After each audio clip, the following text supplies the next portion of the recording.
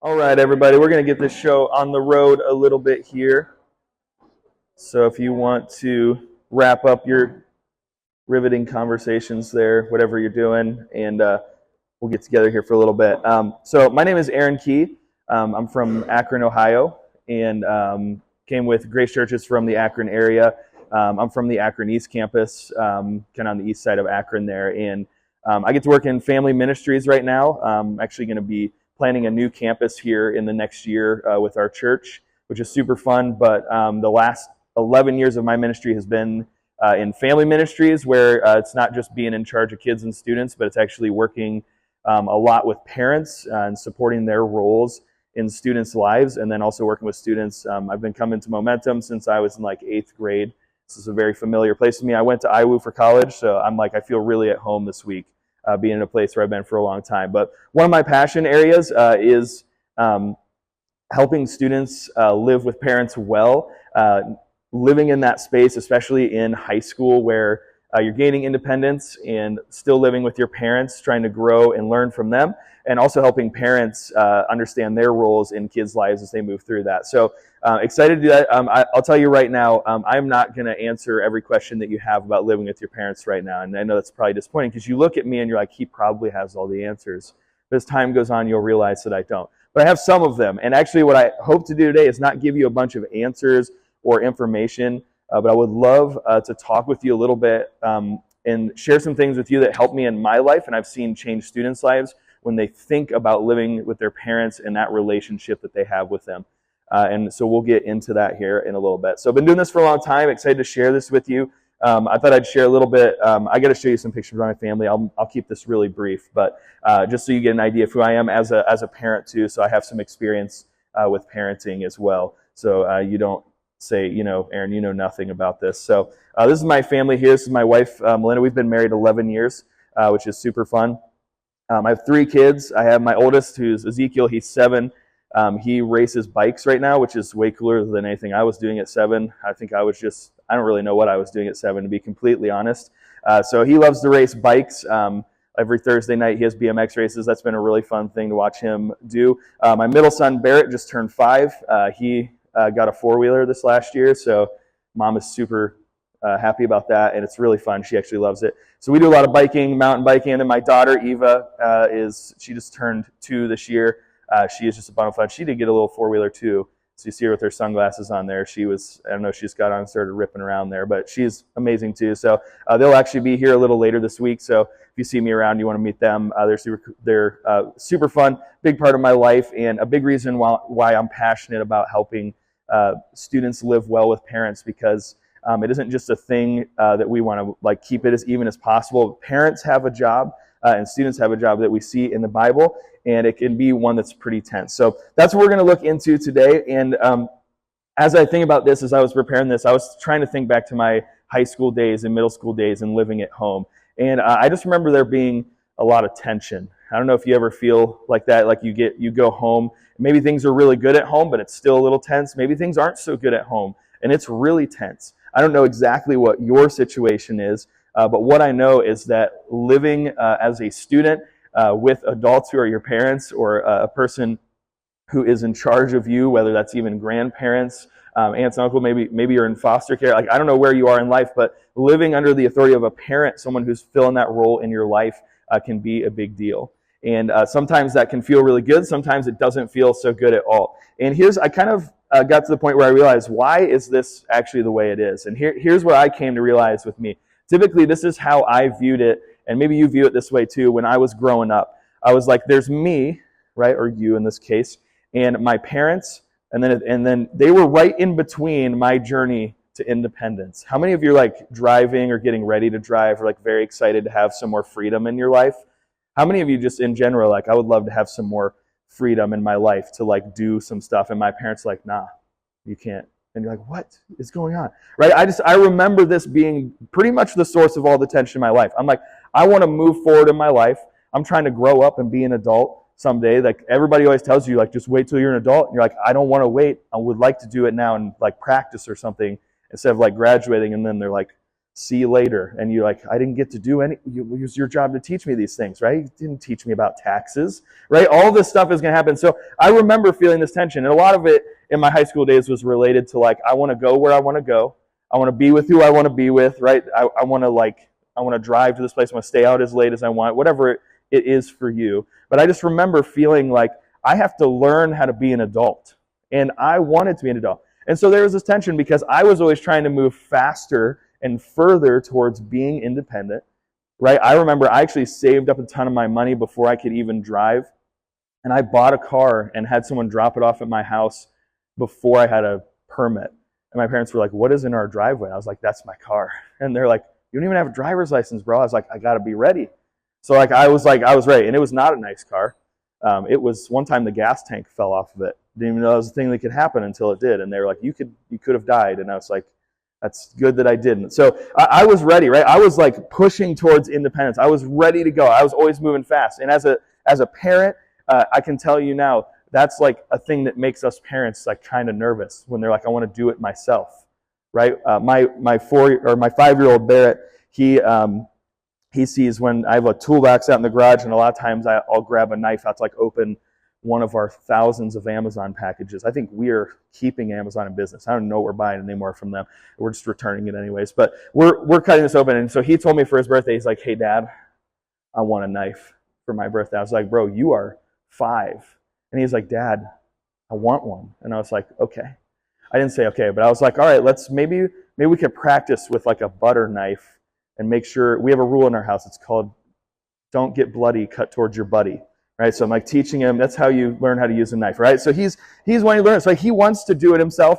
And as a parent, I'm like, bro, stitches. We are keeping the emergency room business. We were there last week. You just got stitches out of your knee. Like we should probably cool it here. But as a good dad did, I found like a nice child, like a little whittling knife, and so I'm helping him do it. Right? I want to help him reach independence. I want to help him do these things. But as a parent, it can be a little nerve-wracking.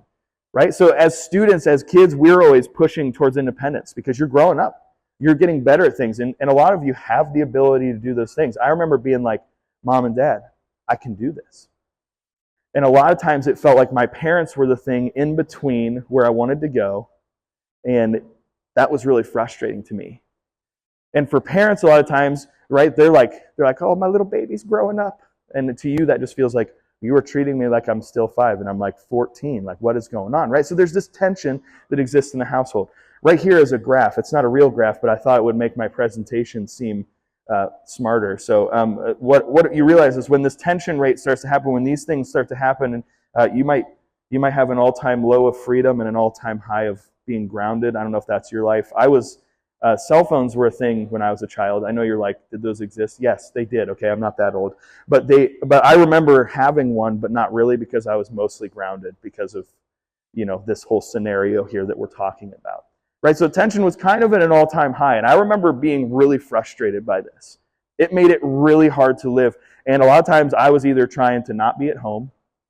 I was trying to be honest, I was trying to like make up a good story. Like I would be a salesman in another life, and I'm like, if I can just sell them on this thing I want to do, like I'll get to do what I want to do. And if that didn't work, I was not doing well at that time, and I was like, I'll just lie about it, and it'll be fine, right? As long as I don't get caught, right? So I was like finding all these ways to try to achieve this, and they weren't going well. Because here's where that left me, right? When I lied, I felt that, right? As I was trying to follow Jesus, and I'm lying to my parents about things, and I'm feeling that effect on the character and integrity I'm trying to build. And it's really hard to be trusted as a young person when I've lied. It's really hard to move towards independence when I screw up. And I feel like my parents are like, see, that's why we don't let you do that. Right? All of these things were starting to happen. I remember this culminated in high school when I did have my driver's license and I was driving home and I made a mistake and the police ended up coming to my house and talking to my parents before I got there. And I didn't go to jail that time or ever. I'm just kidding. I didn't go to jail. I did not go to jail. Okay, I just want you to know that. All right, so that didn't happen. But I remember getting home. My parents were like waiting for me. And they're like, guess who came to our house? I'm like, I don't know, the FedEx guy? Like what? Like grandma? And they're like, no, the police. And I was like, interesting. What were they doing here? And they were like, well, they said you had a little incident on the road today. And I was like, did I? And immediately in my mind, I'm like, I can get myself out of this. I'll just make up a really good story and blame them. It kind of all came to a culmination here, and I realized that like this is not a good way to live. I never felt good about it. And I felt like every time I had a bad interaction with my parents, I was kind of moving the other direction, right? They would strap down. They wouldn't give me more independence. And I was like, I don't know what to do. And frankly, in my life, I was a part of the church. I grew up in the church, and I feel like all I ever got was, obey your parents. It says so right there. I'm like, neat. What if they have dumb rules? Well, you got to obey your parents and you'll live a long life. That's what the Bible says. And I was like, my life is about to be very short because I'm running out of patience. Right? I just remember being heavy all the time about this and wondering, what am I going to do? And sometimes I was just like, I cannot wait to leave this place. And my parents weren't even that bad, right? What I realized at some point is this is actually an Aaron problem.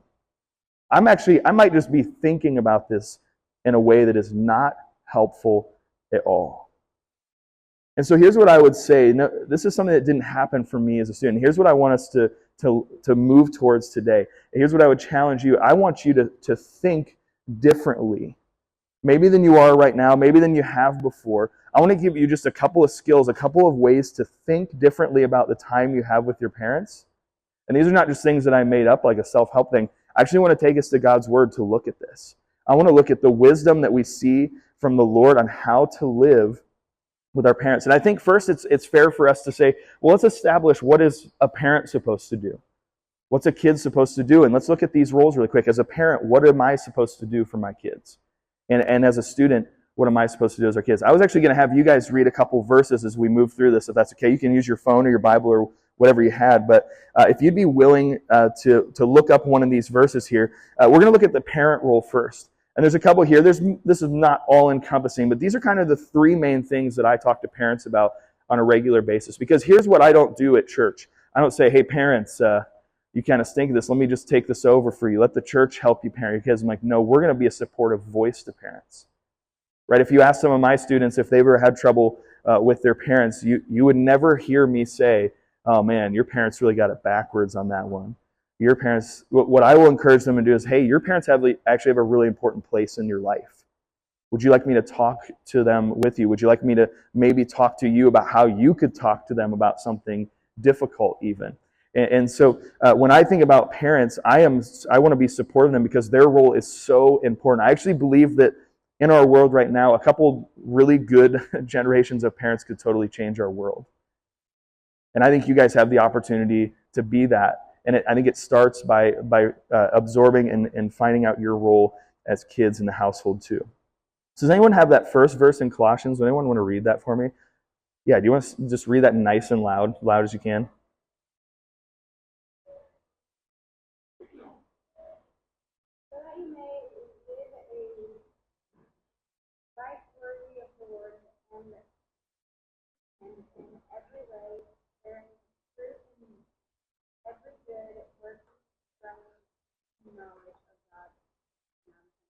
No, you're good.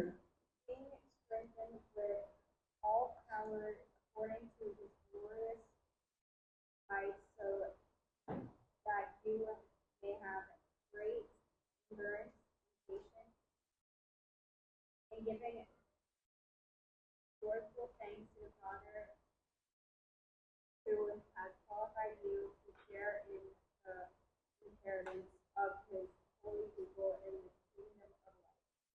Awesome, thank you. Yeah, if you didn't hear all the way, like check that out, read it, write it down. But one of the first roles we see for parents, like my job with my kids is I'm working with my kids, Ezekiel and Barrett and Eva. When I think of one of my main roles, it's not to get everything right, but my role for them is to model what it looks like to be a follower of Jesus. My job is to model for them how to do things well in life, like how do I interact with conflict. It's not just I grew up kind of thinking my parents never did anything wrong. I'm like, bro, are they perfect? Like, because they talk like they are, but I saw them one time, they yelled at me. So I think it might not be true, but I'm not sure because they haven't told me, right? Like you grow up and you're like, have my parents ever done anything wrong? I remember being burned by them. I'm like, what's going on? Right? One of my jobs is not just to model, I'm not trying to model perfection for my kids, right? Because if you ask my kids, if you see them this week, like, Hey, has your dad ever screwed up? They're going to be, oh, yeah, he one time, right? They're going to tell you a story. But here's the important thing for parents, what they're going to do, and what a loving parent would do is say, I'm going to model not only the right things to do, but when something wrong happens, right, in my house with my kids, maybe I get short, I come home grumpy, and I get short with my kids. I'm not only going to model how to love someone well, I'm going to model how to ask for forgiveness. I'm going to model how to approach someone in a hard conversation. I'm just not going to ignore hard things. I'm going to model all the things in life. Doesn't mean that there's no fail zones. That I'm just looking and saying my kids, they need to see not only just how to be kind, because guess what? Aaron isn't always kind. So I need to model what it looks like to say, hey, I'm sorry, I shouldn't have said that. Right? I was short with you and I shouldn't talk to you that way. Like, will you forgive me? Right? My kids should regularly see me modeling the things of Jesus to them. If I want my kids to be patient, I need to model that. Right? And if I want my kids to grow up and not start getting freaking out when something goes wrong, I need to model how to be calm and work through a hard discussion. Tough to do. Parents are not going to be perfect, but one of the roles of a parent is to model all the things that we would see in God's Word to them. It's a great privilege in a way that we get to serve our kids. The next one we see is the role of steward. Does anyone have that Psalm 139 verse? Yeah, do you want to read it nice and loud if you want to stand up? Or you don't have to stand up, but just nice and loud. Before you created my inmost being, you knit me together in my mother's womb. I praise you because I am fearfully and wonderfully made. Your works are wonderful. I know that full well. Yeah, thank you. When we look at another role of parents, it's to steward our kids. So here's what I would say about kids. They're not just like someone that I'm not like, yeah, these are my kids, I own them. Like, I would never say that. Right? What I would say is, man, my kids are wonderful creations made by God that He has entrusted to me as a parent. So as a parent, I'm going to look and say, like anything else we would talk about that God has entrusted us, that belongs to God first. Right? Whether that's money, we talk about that one a lot, or whether it's relationships, or man, even my spouse and my kids, I would look and say, as a parent, I'm entrusted with the life of my kids. And so parents are going to look at you and say, how do I do the best that I can possibly do with this relationship, this child that God has entrusted me with? It's not just a season to get through. It's just not a thing that you do because it's what culture does. You get married, you have kids, you make a family, it's a good thing. Children are a gift from God. He's entrusted us with these. So just like anything else we would talk about, we're looking to steward well the relationships that we have with our kids. And the last one here in Deuteronomy, does anybody have that one? Deuteronomy 6, 4-9. Anybody want to read that one? Anybody have that one? I can pull it up on my phone, but it's going to be like, oh, you had your hand up. Go ahead.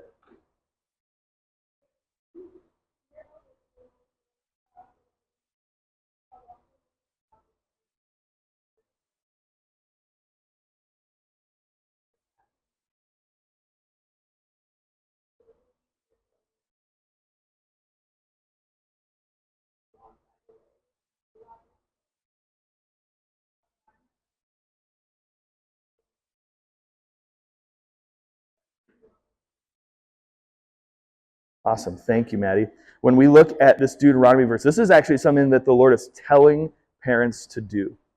So as parents, it says, first parents, you do this, right? I have to have a personal relationship with Jesus. I have to receive His love. I have to learn who He is. And then it says, as kind of everything you're doing, as you lie down, as you walk along the road, everything you're doing in your life should be spiritual conversations. It should be talking about the love of God, talking about what He's done for us. Right? We do that first as a parent. The role would be to do that first. And then we are teaching our kids these things that we have learned. Right? And I loved what Tony talked about the other night. It's not just something that we're like, well, God has commanded that to you. You have to do that, right? We're saying, no, this has changed my life. This has made me into who I am today. And this is the best thing for you. So I want you to know the love of the Lord. I want to teach you the things that God tells us to do. I want to teach you how to interact with this world according to what God would say, right? Not what culture is going to say, right? So parents, we become teachers. And my kid said one of my favorite phrases of all time the other day. My son, we were swimming and my son was in the pool and he was being kind of mean to his brother. And I was like, hey man, you got to like chill out for a minute. You got to sit on the side of the pool and like get yourself together here. And he's like, why do I have to do that? What are you doing? I was like, well, I'm trying to teach you to be nice to your brother. He's like, well, you're doing a terrible job. And I was like, wow, that was super cool. Made me feel really good. But I was like, buddy, I'm gonna just. And then we were. Anybody watch Bluey in here? I watch Bluey unashamedly. One of the phrases they said that made me, as a parent, realize this. One of the Bluey said to the dad, "Why are you always trying to teach us stuff we don't want to learn?" He's like, I felt that because my son feels it too, right? We have to teach kids things, and let's be honest. Sometimes y'all are like, I don't want to learn that, and you don't say that out loud, but that's what you say with your eyes and your face and the things you do right after, right? So just be honest with ourselves here, right?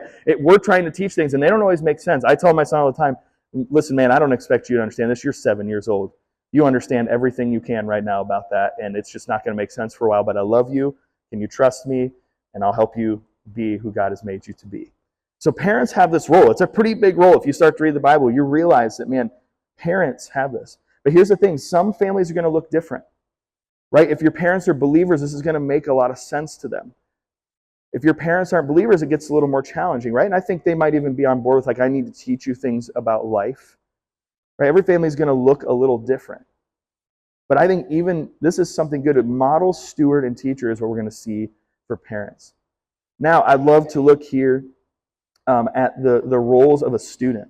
This is your role. Like if I'm saying, like, here's your role as a student, I kind of boiled it down to like 3 things here. And there's maybe more things to learn, but here's the 3 things that I would boil it down to. It makes it super easy because I remember all the time they're like, just do what's in the Bible. I'm like, bro, that's like a lot of pages. And that one book in there, it's really hard to read. It's like a bunch of names that I can't pronounce. And then you just play it on your phone instead. And I assume they get it right. But like that's a lot of stuff. Here's the things that I would say. If anyone wants to read these verses for us, that would be great. How about the first one here in Ephesians 6, 2, and 3? Does anybody have that one? Yeah, go ahead. You can, nice and loud.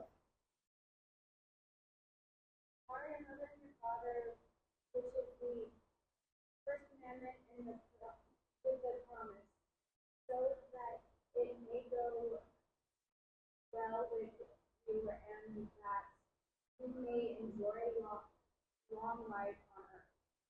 Yeah, that verse was held over my head at some points in my life, right? So if you want to live a long life, like obey your parents. And I was like, oh shoot, does that mean you're going to kill me if I don't do this? Like I was like, what are you talking about, Mom? It was like, this is intense.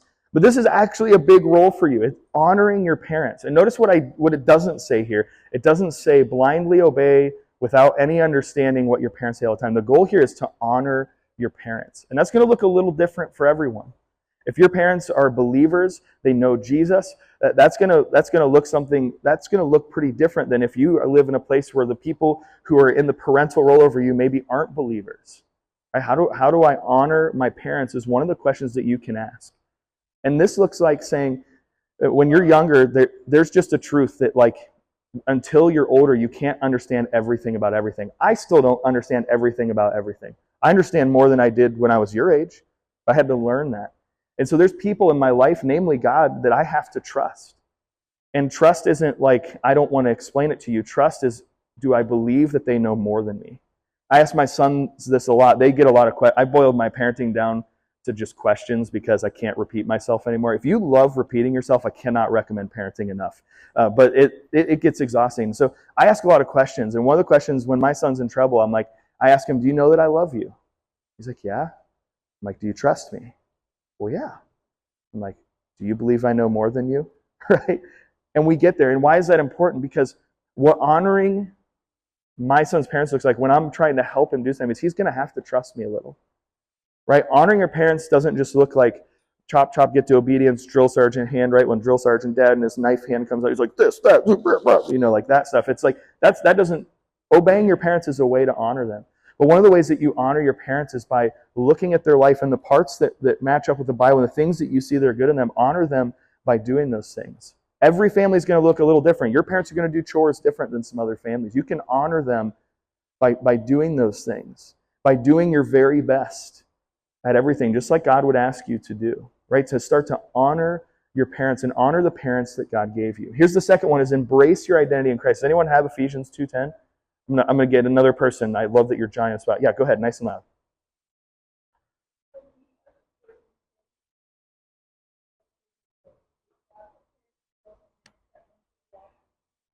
Yeah, you have to know something that as you're growing, you're not just becoming your parents, right? Everybody always tells you, you're just like your mom, just like your dad, or just like, you get that all the time. But one of your actual jobs as a student who's growing up, as a kid who's growing up, is to embrace your identity in Christ. Your parents are going to give you some identity, right? Because you are part of their family, right? You're going to look like them. You're going to sound like them. You're going to do some things like them. And later in life, you're going to be like, I am them, right? But here's what you have to know is that your identity is first in Jesus. And so the good works that he's planned out, the best way that you can get to those is to find someone that can play that role in your life, and you're gonna honor your parents, honor the people that can play that role in your life. You're gonna start to embrace over time that identity in Christ. Who has God made me to be? What does God have for me to do in my life? And here's the last one I would say is get wisdom. Anybody have that James 1:5 verse? Yeah, nice and loud.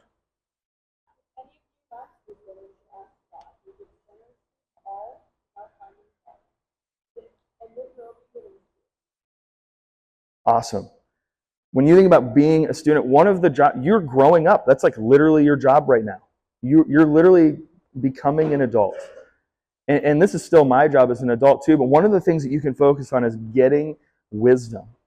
Right? One of the things I tell my son a lot too, and I even tell my students this, if you talk to some of them, they'll make mistakes. You're going to make mistakes, okay? Like I still make them. Here's what I often say is, because you start to take those personally. You're like, do I just suck at this whole thing? Like, am I just really bad at this?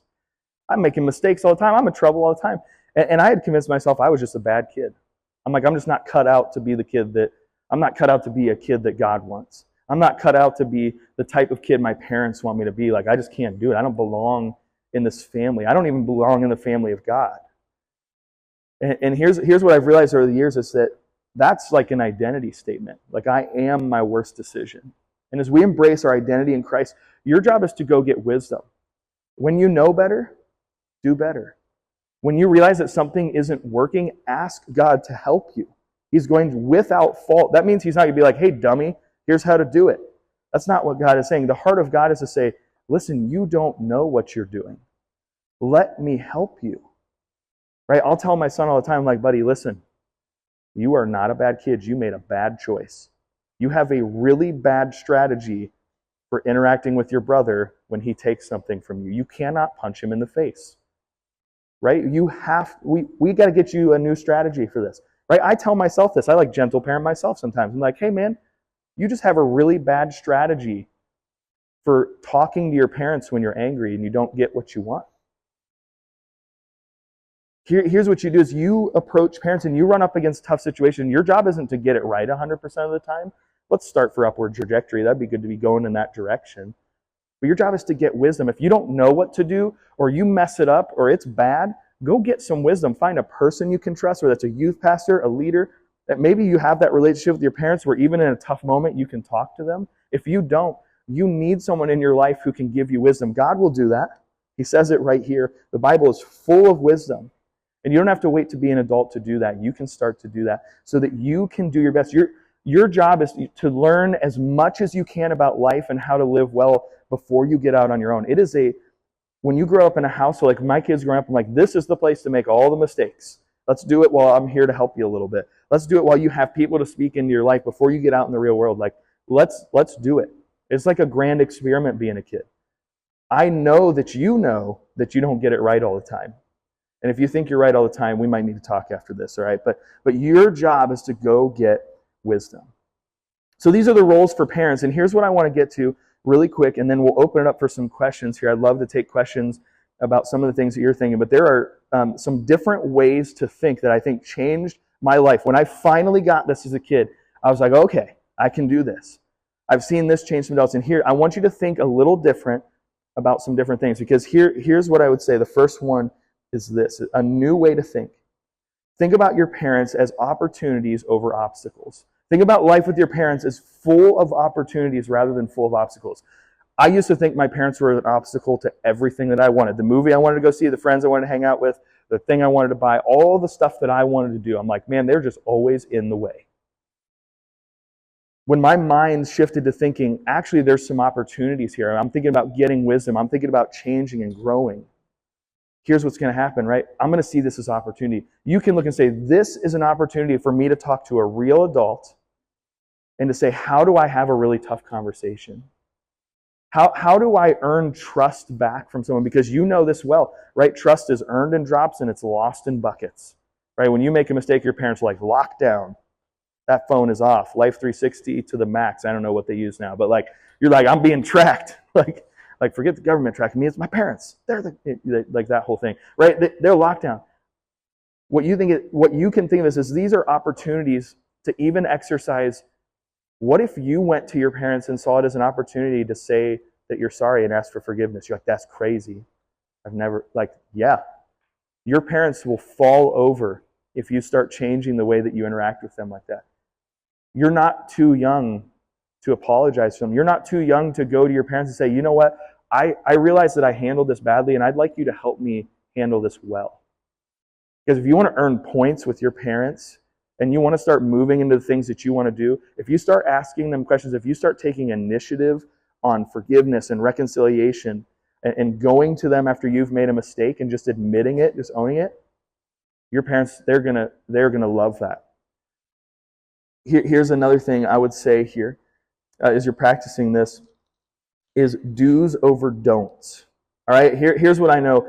When I love to mountain bike, it's one of the things I do with my kids a lot. They just started doing it with me, and I learned early on in mountain biking that there's a lot of obstacles. If you've ever done it, there's like huge rocks, there's sticks, the trail's really skinny, there's trees that you'll hit. There's all these things to watch, and you're like, I don't want to hit those things because I want to live.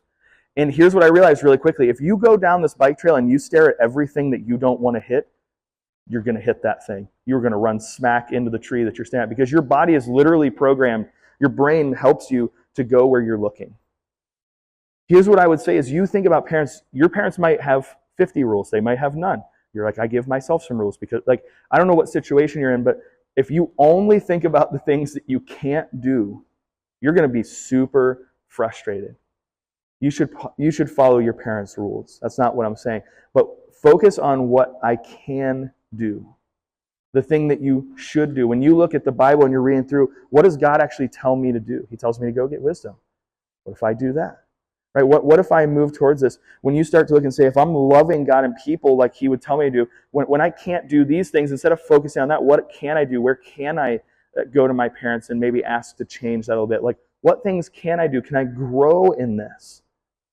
Start to do that. And it's like learning to ride a bike. You're going to start to realize that when I start focusing on what I can do, following Jesus well, starting to earn trust with my parents, starting to apologize to them more regularly, starting to like have a conversation, instead of just asking them for something and they say no, and then I freak out. What if I'm like, hey, can we talk about this a little bit? What if I came to them with a plan for something? That's a lot of times what parents want to see is that you've thought about something because they're worried that you haven't thought about it at all. That was my parents' main concern with me. Very valid at that point in my life. They're like, I came to them with a plan one time when I was about to, before I went to college here, I was like, I played drums a ton. I was in a band for a while in high school. I was in a metal band for a little bit. We don't have to talk about that. But then I was like, I found this band that we played at weddings. We traveled all over. People were paying us to go places. And I came to my parents and I was like, hey, I got a plan. They're like, what? I'm like, I'm being a wedding band. That's like going to be my career. And they're like, I think immediately they were like, he's going to die. I think we're going to lose him to this. And I was like, yeah, we leave tomorrow. We're going to go to Kansas for our first show, and we have weddings like all the summer. And so I was going out there, and I had no plan, and it went exactly how you'd expect. We got to Kansas. We were making a lot of money, but what happened is our truck broke down because we had the worst car of all time, and we'd spend money on repairs. Some of the people that I was doing it with had no self-control in their life, and we missed things, and it ended up being a great thing that was planned very poorly. It's exactly what my parents. I had my wisdom teeth out the day before I left. I had like stitches in when I went. It was a whole mess. And my parents are thinking, you haven't planned anything. I think if I would have gone to them and said, here's my plan, they could have given me feedback on that I probably should have welcomed, right? What can I do in these times that are different? Here's another thing I would say is this, is come in with humility over hostility. I know that sometimes when you come in, you're already, like, you're going in for a fight. Like, that was my personality. I'm like warming up like a boxer in the corner where I'm about to go ask my parents for something. I'm like, I know this is going to be a fight and I'm going to win. That was my attitude. You may be more passive than me, but I was like, winning is the only option here, right? One of us dies or I get what I want, right? That's like where I went in. And that's just not a good attitude, right? Your parents are human. They're going to mess up, all that stuff. They'll need to apologize. But what if you could go in with humility? And here's what I mean.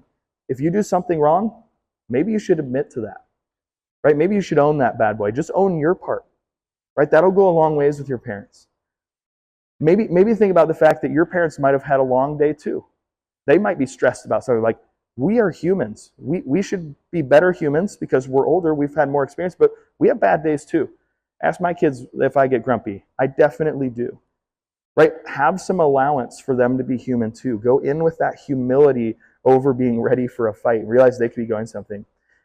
And when you're trying to build trust, what you have to do is start to learn how to have a relationship. And a relationship with someone is not expecting perfection from them, expecting what you want. It's learning to actually, I believe that part of being a kid and really a human and an adult, your ability to have tough conversations and to work through conflict is going to serve you very well. And the amount, how well you can do with that in tough situation is going to be how much of a good time you have as a kid and a parent. Because if you can't have any hard conversations, it's over. If you can't face a hard thing and you just run away from it, it's going to be really tough. These are skills you have to learn, but they're going to be really important to you. Here's what I would say is this is shift over self. Here's what you have to realize. That picture that I showed you earlier, I always thought that here's what was going to happen is I'm just going to move to me being in charge of my life after I'm out from under my parents. It's going to be me in charge. What Aaron says. Here's how I would challenge you to shift your thinking is that's not what's actually happening. Right? What that picture actually is right now is it's you, the child. It's your parents who God has put in authority over your life, whether you like that, love that word or not. And then there's God who's in authority over them and you. Right? That's kind of the structure at this time. And I thought, I'm just going to get out and it's going to be me. And what happens is, no, then my parents, they're not the ones that God has put in my life anymore. Now I'm in charge of my life for sure, but I'm doing it with God. If you can shift to think about, you're not just going out and doing whatever you want. It's not just do what you want time. What it is you're actually shifting to being you're already in personal relationship with Jesus, but you don't have your parents in authority over you anymore. It's your choice whether to follow God or not. It's your choice whether you're going to go to church, right? All those things are going to start to happen. And by the way, you'll realize that now there's a boss in the picture for a job. That's an authority figure, right? Now there's like a teacher, there's a professor, there's someone that's going to be in authority. And so we need to learn and interact in healthy ways there for that. So you're shifting, you're not just going to yourself. Shifting to doing it with God. And here's the last one here is think practice over perfection. You guys are practicing, you're getting it. Your time at home right now is not to just show your parents that you're perfect. If you're trying to do that, you're probably exhausted. And you might be like, but Aaron, they expect that. I don't know if that's true. You should talk to them about it. Right now you might be hiding stuff because it feels like you have to be perfect. You should just start to learn. You're practicing. Learn to fail. How do I fail well? How do I apologize? How do I learn to have integrity in areas in my life to tell the truth? Learn to forgive. Learn to live under authority. The goal is not to be perfect. The goal is to improve with practice and be the best that you can be. What you're going to realize is that hard work in that is going to pay off. Having this conversation with your parents, like, how can we do this together? If you went home and said, parents, I want to change the way that our relationship is. It's been really rough. How can we interact? I want more independence, but I want to honor you and I want to hear from your experience and your wisdom. And you're thinking, Aaron, you're going to make me throw up. I don't know if I can say that. But if you can get yourself to a place where you go have a conversation about this very thing with your parents, I think it's going to serve you very well. Here's what I want to do is open this up just to questions a little bit here if you have any. Would love to answer questions maybe you have about living at home with parents right now, things you saw here in this presentation if you have them. And I'm also going to put some of my contact stuff up here. If you have questions, if you want resources about things, kind of where I get some of this, or you have even more questions about maybe doing some of this kind of thing in your church, you can reach out to me as well. I'll put that up here. But any questions that you guys have, any questions that I can maybe try to give you a direction to move for maybe a specific situation that I didn't mention here?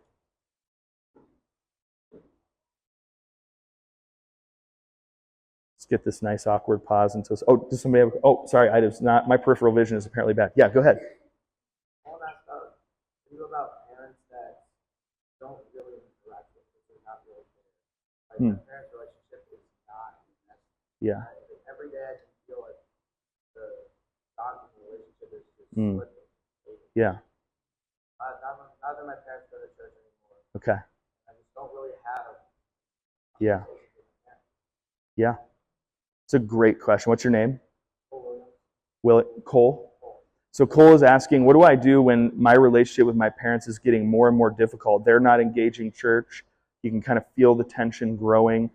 They're not really there for me that way. How can I interact with them? And here's what I would say is, one, you're going to need the Lord to move forward.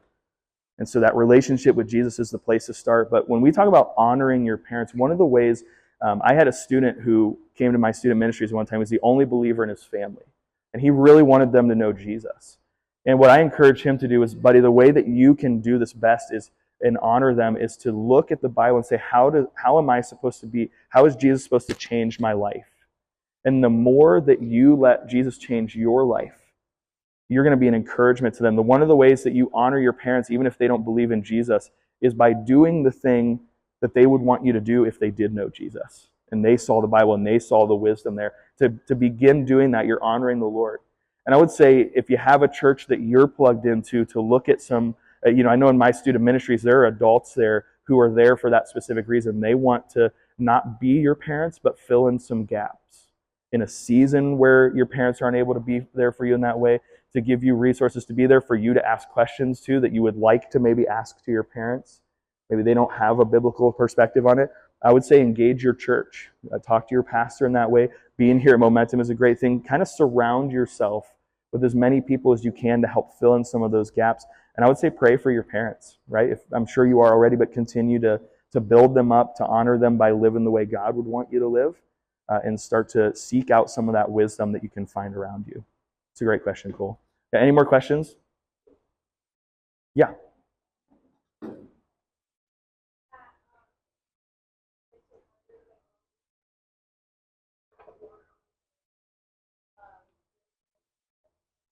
Yeah, what's your name?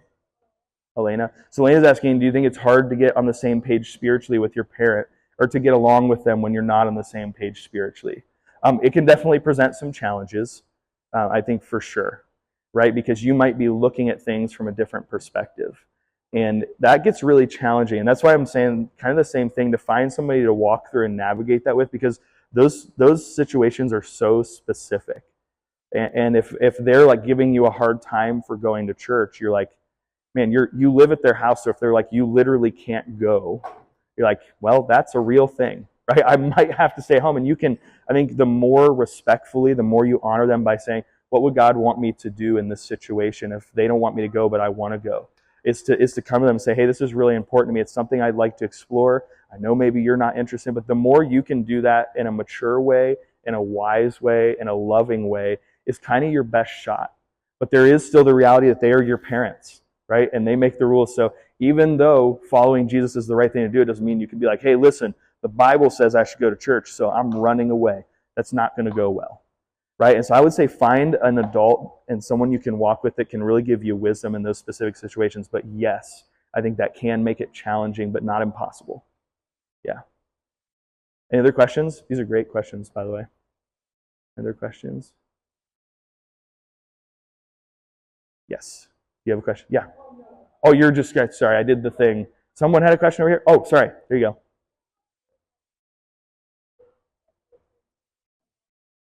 Can you say that just a little louder?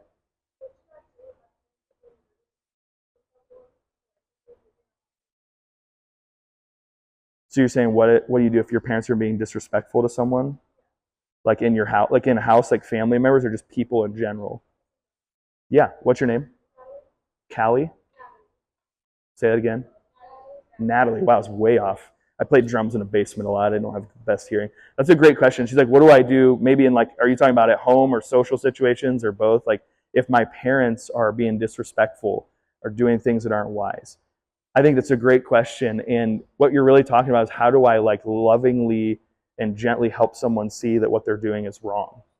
And I think there's a couple things to think about. One, they're your parents. So that makes it challenging, but not impossible. And one of the things you can do, I think in the moment, it's really hard. I know when people are trying to get at me in the moment, we've got like 1 minute left, so I'll try to wrap it up here in a second.